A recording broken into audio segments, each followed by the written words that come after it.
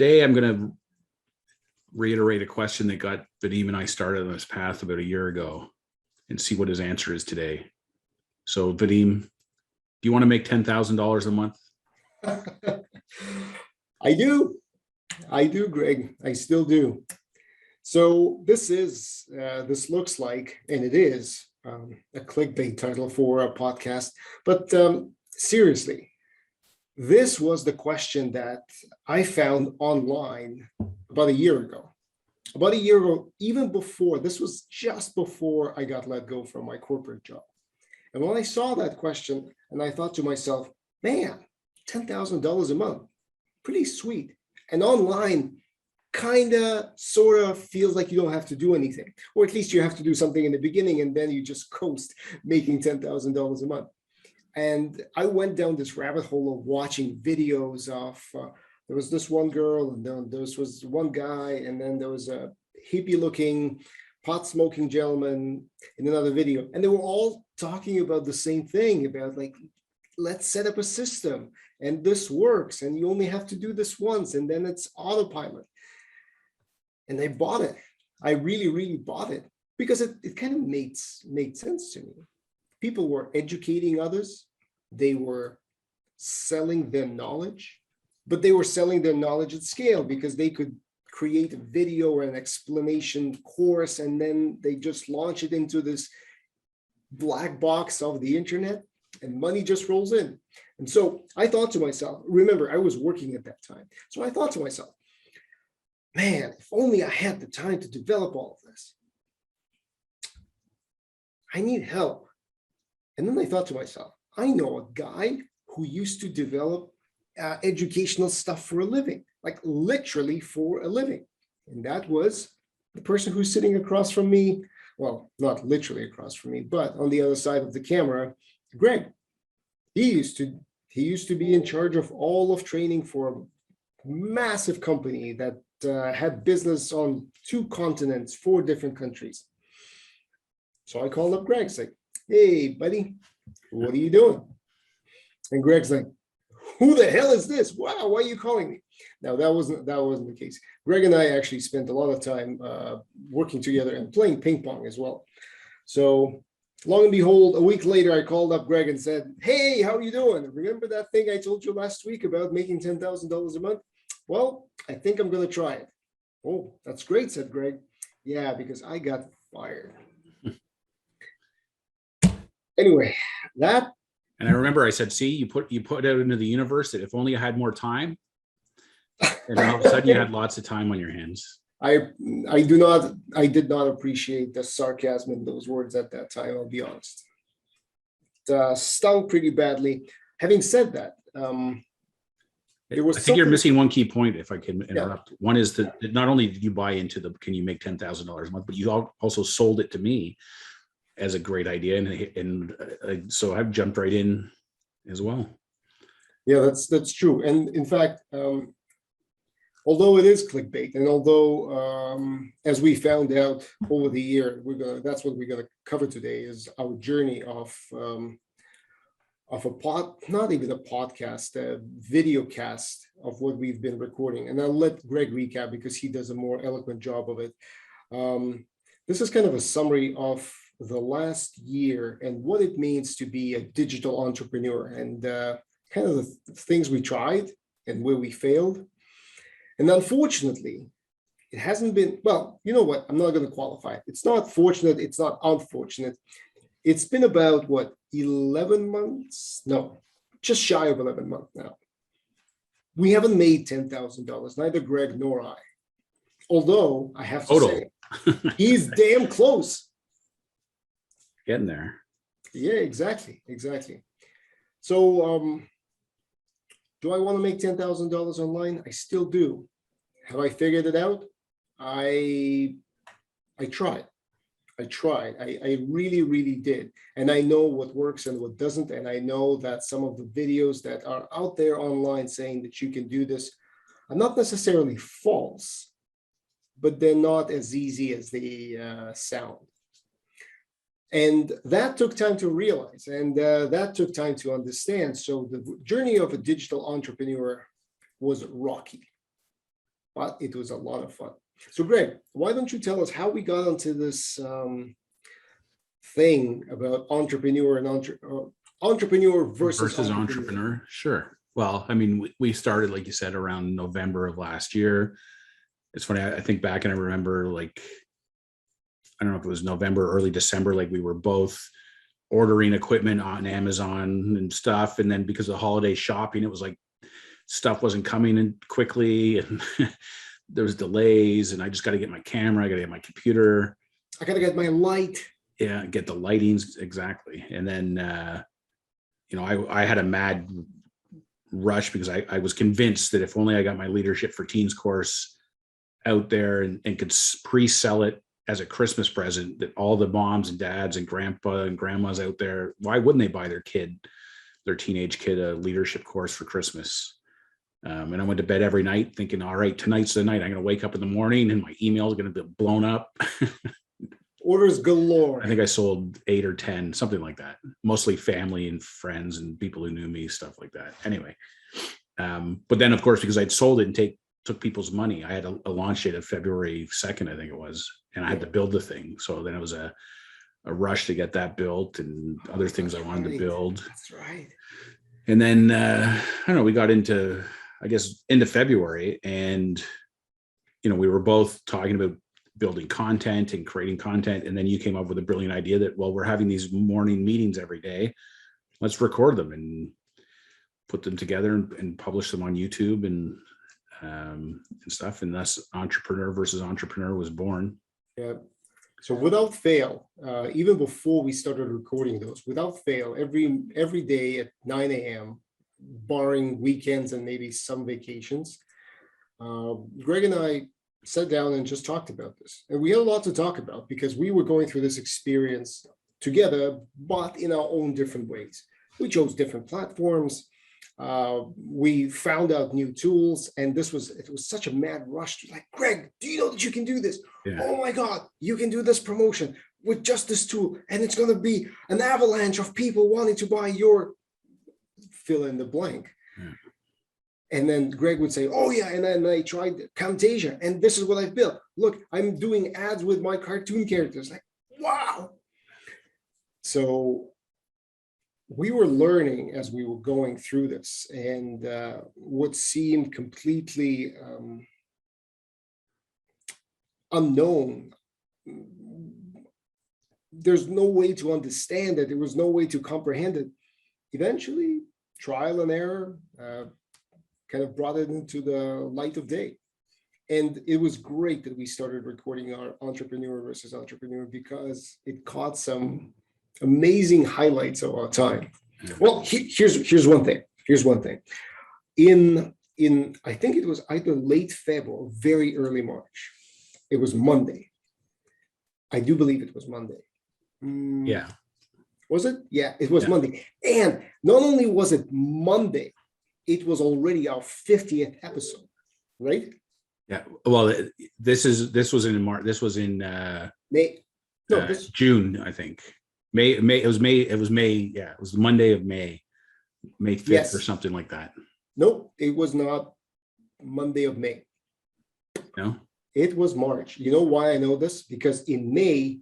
Oh, right. Sorry. You're talking. Sorry, guys. Let's pause this.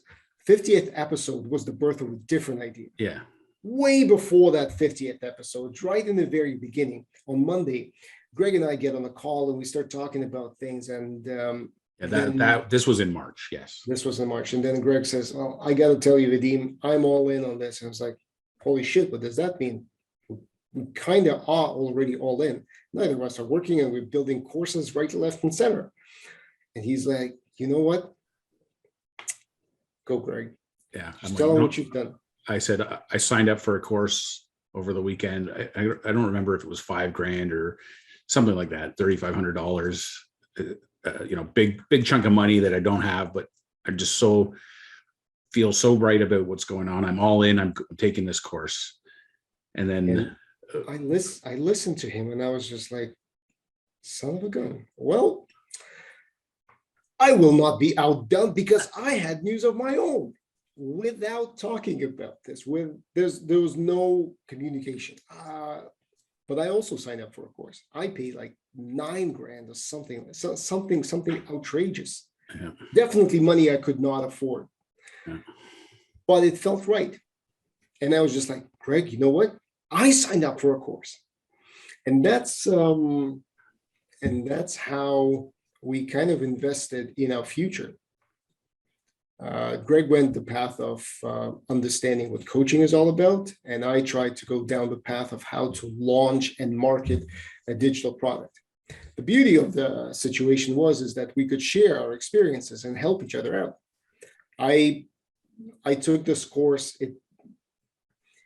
It was good. It was a very, very good course. It had a very strict timeline of what you're supposed to do and what you're. I launched a beta. I launched a product.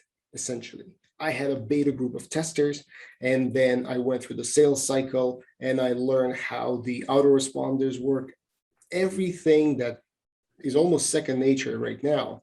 Facebook ads. Yeah, Facebook ads. Oh my God, that was fighting Facebook. Getting your credit card frozen because of them dinging you for $2 or something every 5 minutes. Yeah, my cards getting locked up. Yeah. And yeah, that was an exciting period of time. So in my case, although I did have a good focus group, I had a good beta testing group, I did not sell a single course. Having said that, I built the whole course. I mean, I had the full marketing platform, website, landing page, 5 email sequence, all of that done. None of it I knew how to do just a couple of months ago. Yeah. And Greg was going on and on about how, like the coaching experience. Actually, you know what? Why am I telling you the story? What did you get out of your coaching? Yeah, well, my course was called Thriving Coaches Blueprint. It's about how to become a thriving coach. Talked about how to attract clients, how to sign clients up on package programs instead of individual sessions. But beyond that, it was learning about a whole new kind of paradigm of how the world works. And I don't know, we got to do peer coaching. And I can literally say, like, my life is completely different because of that course. And I've actually signed up for a subsequent course that starts in January, which is another huge chunk of change. Although one of the selling features of that course, and this is part of the learning process too, is as we buy things, we're learning from what's attracting us to buy them too, right? So with this course I'm on, one of the attractions of buying the upgraded course was that they subtract the price you already paid for the feeder course from the total. So, it's another upsell kind of. I have to say, note the terminology: an upsell, a downsell, a feeder course, main course. It's interesting that we use those terms quite fluently right now. Yeah. A year ago, we never heard of them. I had no idea what an upsell is, what a bump is, what is a downsell. No idea. And yet now, Greg and I, in our endeavors, we even set up partnerships and affiliate links and all of that, all of those things that we have never had a clue about. But let me get back to, so this journey continued, and obviously there were highs, there were lows, and there were those inflection points, if you will. So the 50th episode of Entrepreneur versus Entrepreneur, which is still available on YouTube. Go to my channel, go to Greg's channel, you'll be able to catch them. Yes, it is a shameless plug. Greg had an idea. He said, you know what? I was in the shower. How about actually, I'm going to shut up now. Greg, tell the story. Yeah, well, I'd been working with Miguel Hernandez, who introduced us to Glide, which is a no-code app building product. So, toyed around and been thinking kind of in the back of my head, like just, you put thought back there and just let it cook for a while. And then, where do you have most of your good ideas? Well, it's when you're in the shower or out for a walk or you're not thinking. And all of a sudden this idea came to me about, hey, I could use this app to build something for kids when the parents are away. And That's a blatant lie. It Well, started with your dad. well, I built an app for my dad, the Yeah. art app, which was a shameless steal of Miguel's app that he built for his mother to record poetry. So she wrote a lot of poetry, and he recorded audios of her reading the poetry, but then other family members reading her poetry as well. Right. And then I built this app for my dad. But then it was like, how do you monetize or commercialize this into something legitimate? And then my sister-in-law is a mommy blogger called her program's called Pregnant Chicken. And I thought, how, there's a warm audience. How can we tap into that? What would this look like? And that's when I came up with the idea of doing, at first to start off, it was going to be a pregnant chicken app, where it was going to be like recording audios for kids' books. And what would that look like? And I happened to be out over there on the weekend, and I ran it by her, and she thought it was a good idea. So then, of course, Monday morning rolls around, and I'd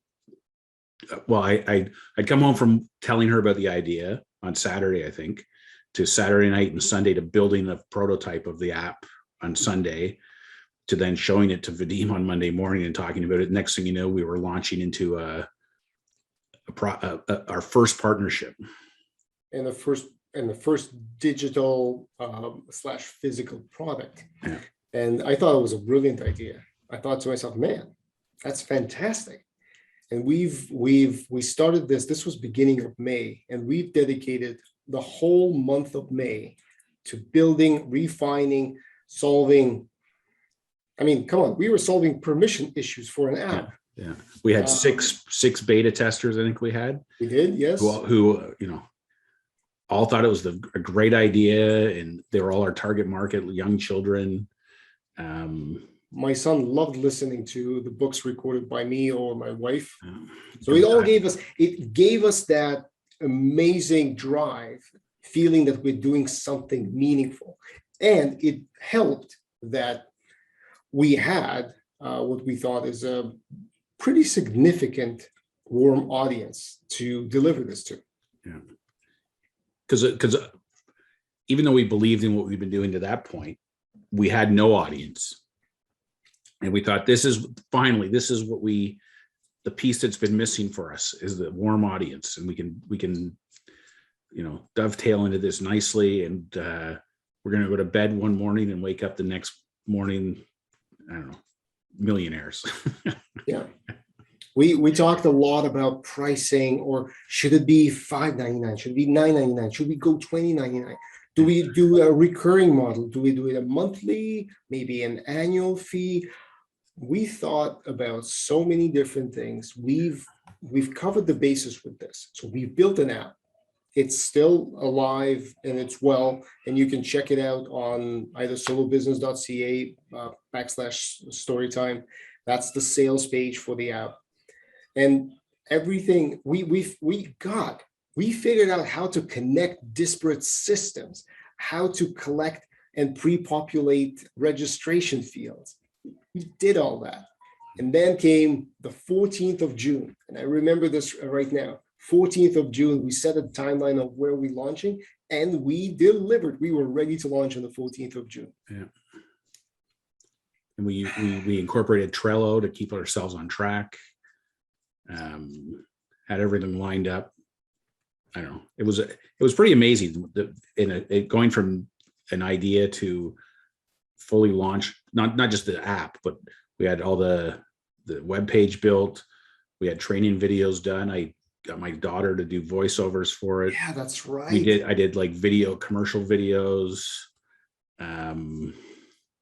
We had Instagram posts, all kinds of, like, a whole program in like 6 weeks from zero to launching. Yeah, so we've done all of that. And on 14th of June, the email went out to the audience of Pregnant Chicken, and we registered our first sale. And we were online live with each other while you had the analytics open, and we're like, oh my God, it's happening.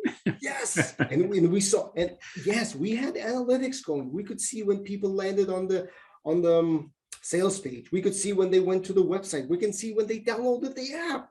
Yeah. And we had the first sale. And unfortunately, that was the only sale. Yeah. I think we had maybe 2 more sales past that, but Yeah, well, we had our beta testers who got it for beta testing, and then like my brother, I basically had to twist his arm to buy it, and I didn't give him the promo code, so he paid full price. Yeah. So there's been a few things like that, but yeah, we also had promo codes. Yeah. Well, the thing is, I took it very hard. I mean, I'll be honest, that was one of the things that it's not that it made me lose faith in the whole thing, but that was the project that when it did not work out, I could not believe that. It's not that we failed, because we definitely succeeded in what we've delivered. Yeah. We just probably didn't deliver the product that people wanted to buy. Yeah.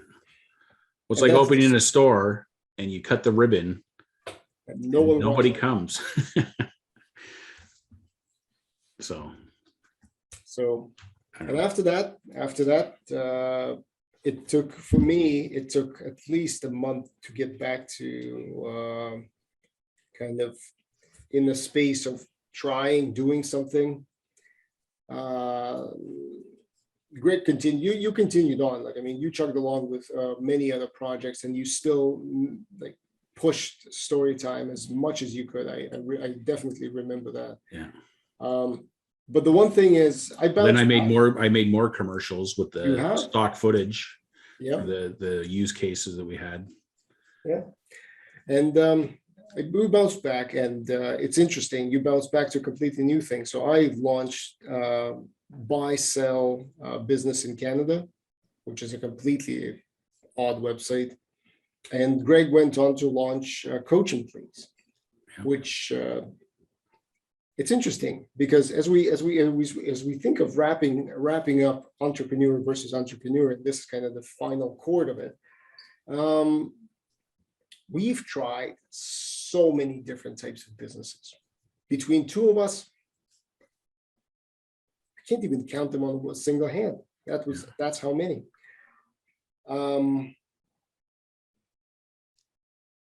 you are actually going to be making money not from coaching, but from app development. Yeah. Well, I've got some coaching money. I've got some app development. I got leadership courses. You have training, a lot of training courses, lot of lines in the water. Yeah. Oh yeah. Yeah. I'm hoping to eat lots of little fish is kind of the approach. So Greg, how would you summarize entrepreneur versus entrepreneur? Probably the most fun I've had in a year, my whole career. It's probably been the most fun. Yeah. And for me, it's definitely has been the closest relationship without actually seeing the person, because in the span of this 11 months, Greg and I have seen each other live once. Yeah. Yeah, that's right. We finally, when restrictions got lifted, we met up for lunch. Yeah.